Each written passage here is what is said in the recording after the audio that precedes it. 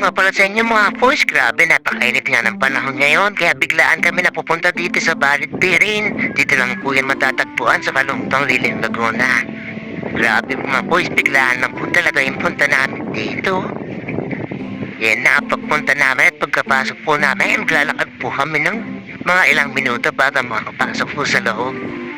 Grabe, pagka-wait ako nga dito, napakaganda na ng view. Nausap nga po namin si nanay kung may available pa po. Available na cottage? So yun nga mga boys, yung iba nga uwi na pero kami to, parating pa lang. Hapon na nga kami nakarating dito mga boys, kaya hindi ko alam kung meron pa kami maabutang tao dito sa loob mga boys. At ayan, shoutout nga pala sa mga tropa kong Team Puyating. Insert nga po pala sa wala dito mga boys. So ayan sa mga boys, parating na po kami sa pinakaloob mga boys. Siguro mga 2 minutes lang po yung lalakarin namin or 3 minutes bago makarating dito sa pinakaloob mga boys. So ayan, meron pa rin pong pauwi ng mga boys. Kami pa lang ay parating pa lang po talaga mga boys. Ngayon ba mga boys, na biglaan lang talaga yung punta namin dito. Dapat sa bahay lang talaga ang maghihinang, pero naisip namin dito dahil sobrang init ng panahon mga boys. So ayan, talaga yung dala namin kasi hindi talaga kami prepare mga boys. At ayun nga mga boys, na nagbabalak pong pumunta dito mga boys. Meron din po sila dito ng tindahan mga boys. Ang binibenta po nila dito ay alak po. At saka pwede po mga pulutan. Meron din po silang tsobais, latuling sa mga gusto po mag-ihaw mga boys. At ngayon nga mga boys, dahil nandito na nga kami, hinahanap na namin kung saan kami pwedeng cottage mga boys.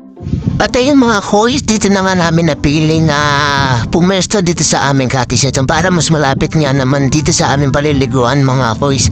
Ito naman talaga yung pinanda dito namin, yung mag-inom at maligo lang mga boys. Siyempre may dala rin po kami mangga dyan at saka pulutan. Meron din kami biniling isaw dyan mga boys.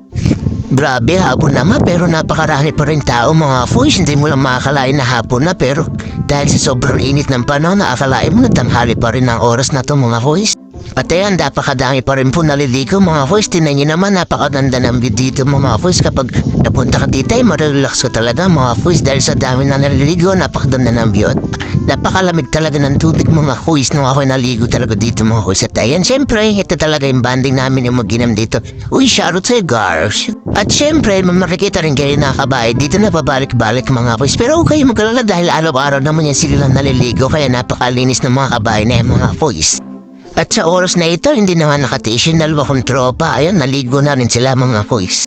So yan, shoutout nga pala sa inyo, dalawang gar. At ito, nakita namin si nanay na nagtitinda ng bugo mga boys. Isa nga rin pala ako sa customer ni nanay dahil napakasarap talaga ng tinda nitong bugo. At yung pinsan ko nga pala, yan, napakakulit. Medyo tumawad pa siya dyan sa oras na yan. So ayun, kaway-kaway sa mahilig din po dyan sa bugo mga boys.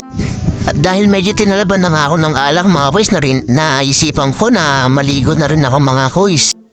At ayan nga mga boys, pagkalusong ko, grabe, napakalamig ng tubig, ang sarap mga boys. Alam mo ba yun, sobrang init ng panahon tapos biglang mawawala kapag lumusong ka dito mga boys dahil sobrang lamig ng tubig.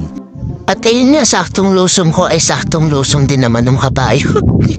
So ayun mga boys, sa mga sobrang init na dyan mga boys at gustong ma-relax dahil napakainit ng panahon, pumunta na po kayo dito lang po yan sa Kalumpang Lilim, Laguna. So itanong nyo lang po kung saan yung Balid Birin. So ayun, ituturo agad yun sa inyo mga boys. So ayun mga boys, sana nag-enjoy po kayo dito sa video mo to.